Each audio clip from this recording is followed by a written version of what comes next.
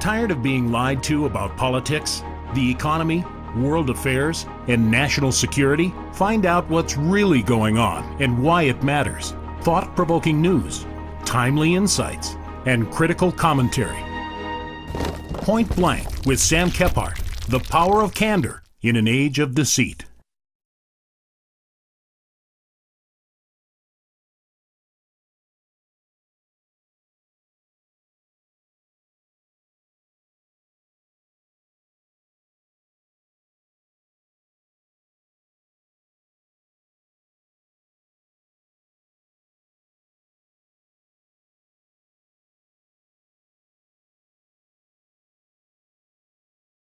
Well, we just finished a major year and a half, roughly 16-month presidential primary and general election campaign season here in the United States.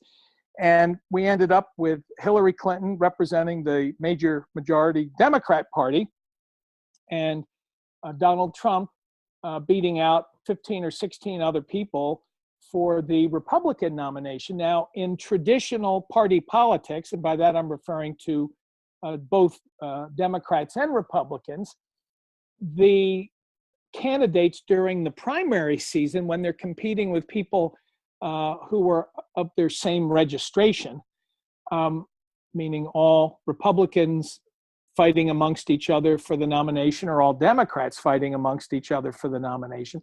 In that type of environment, the candidates usually will tend to move to the outside extreme. If we're looking at a bell curve distribution in politics and issues, they'll typically move to the outer edges of the bell curve in order to get their audience, who their particular audience is, defined. In other words, you can't be all things to all people. So where are you going to be on this relative curve?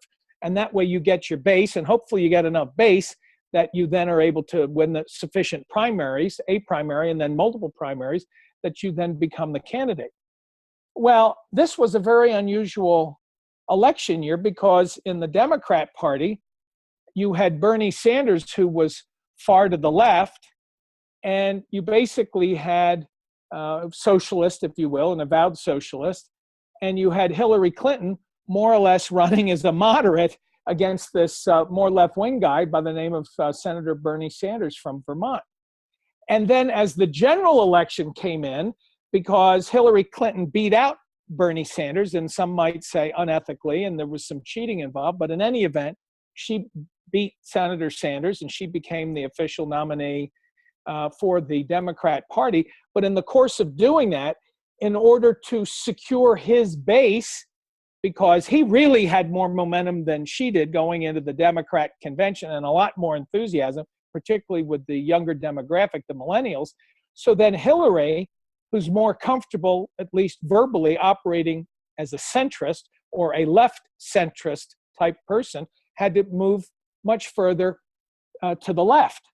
And of course, when you want to run in a general election, you want to be ideally closer to center because more people are comfortable with that. Now, in Donald Trump's case, in the primary, he ran more to center because he's a business guy, and you had Ted Cruz further out on the edges with the Christian right and, some really strong sentiments that way, some of which, Trump ultimately sort of acknowledged, the right to life and whatnot, but some of the others absolutely not.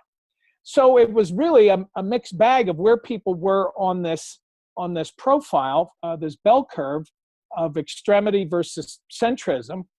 And then at the end of the day, I think the reason that Donald Trump was so successful is really amazing. He came out of nowhere and literally, as a complete neophyte, never ran for any political office before in his life. The guy's 70 years old. He basically wiped everybody out, his own side, and then Hillary Clinton and the Democrats.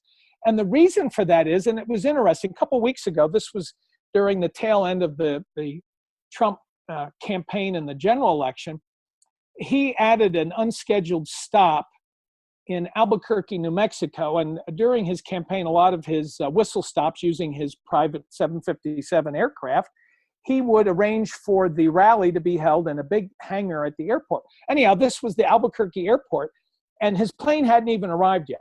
So I haven't heard a word the man has said at this rally, but the camera is on the audience. And there was a palpable sense of energy, of longing. And in that moment, I got, oh my gosh, something very, very significant is happening here. And frankly, it's not that Donald Trump is a John Fitzgerald Kennedy, but the longingness of the crowd reminded me of the longingness of the crowd that was around when John F. Kennedy ran against Richard Nixon.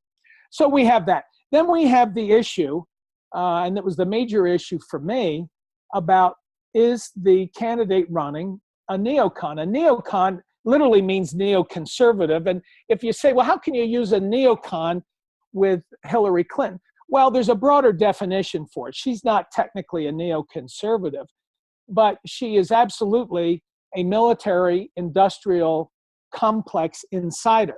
And neocon is a more modern term for what President Dwight D. Eisenhower in his exit speech just before he turned the reins over to President Kennedy said, beware of the military industrial complex, that it was going to eat into all aspects of American society, even religiously and spiritually.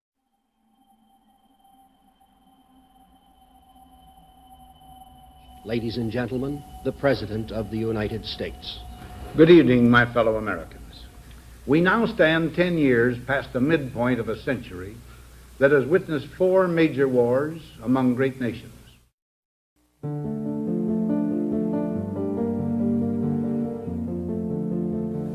Until the latest of our world conflicts, the United States had no armaments industry. American makers of plowshares could, with time and as required, make swords as well. But we can no longer risk emergency improvisation of national defense. We have been compelled to create a permanent armaments industry of vast proportions. Added to this, 3.5 million men and women are directly engaged in the defense establishment. Now, this conjunction of an immense military establishment and a large arms industry is new in the American experience. The total influence, economic, political, even spiritual, is felt in every city, every state house, every office of the federal government. We recognize the imperative need for this development, yet we must not fail to comprehend its grave implications. Our toil, resources, and livelihood are all involved. So is the very structure of our society. In the councils of government, we must guard against the acquisition of unwarranted influence, whether sought or unsought, by the military-industrial complex. The potential for the disastrous rise of misplaced power exists and will persist. We must never let the weight of this combination endanger our liberties or democratic processes. We should take nothing for granted. Only an alert and knowledgeable citizenry can compel the proper meshing of the huge industrial and military machinery of defense with our peaceful methods and goals, so that security and liberty may prosper together.